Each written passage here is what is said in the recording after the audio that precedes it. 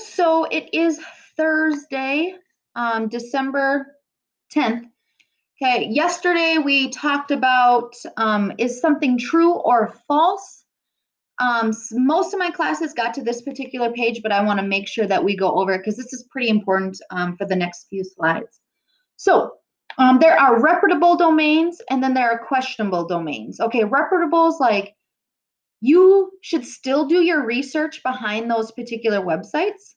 However, they're going to be more reliable, as in they're going to have factually based information behind it. Now, if I found something .gov, .net, and .org, those would be, and they all say the same thing, I would feel pretty good about that being a fact, like a definite fact. I a lot of times find .gov, org, and edu. Those three are like my go-to domains. And the domain is like this New York Times.com. So the .com piece is what you should look at the most. Some questionable domains, because anybody can produce a .com domain. I would make sure that I have 4 or 5 solid sources that say the exact same thing. I would not have all .com unless you're looking at an article like we did a few days ago. However, if as many .gov, .org, .edu domains as possible. Okay, so when we are making sure that they are reputable sources, we need to make sure to consider the source.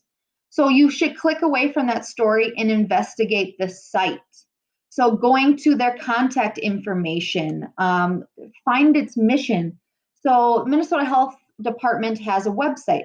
Their whole mission is to inform people about what's going on in the state, okay, considering health.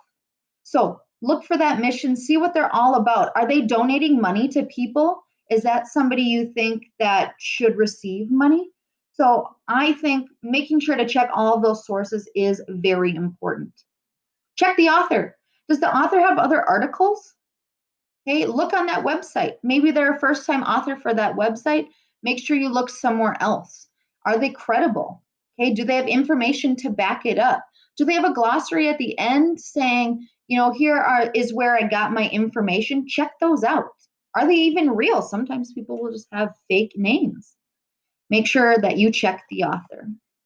Check the date. I see this a lot on like Facebook, Instagram, Twitter, where the people will share an article that was from like 2016. Now, when you're doing a research paper, 2016 is really not that far away. That's 4 years ago. And really, sometimes you only do research, and that's the early or the latest research that they have. So make sure you find that date and then find it in a few other places. Okay, check the dates. Check your bias. This one is the hardest. We have beliefs and values that we already hold because that's what our family has taught us. Okay, that, however, can affect your judgment on whether something is true or false. So make sure you step back and don't just use your feelings and your bias and your values as a way to determine if something is true or not. Okay, read beyond. There's headlines all over that are like, "Ooh, check this out. It's the most expensive. It's the biggest. It's whatever." And then you read the article and it's not. So the headlines don't determine everything about that article. They may be just to catch your eye and clickbait, so you click on it and start reading it. But make sure you read the whole story. Supporting sources. Okay. Make sure that you have other sources. Like I talked about, reputable sources, I would choose at least 3 reputable sources. If they're .com, one of those sources, I would choose like 5. Make sure they all say the exact same thing. So determine if the info given accurately supports the story. Is it a joke? So The Onion is a really funny place to find information. However, you need to make sure that it is not satire and that it is researched based and you hit all of the other parts of your checklist.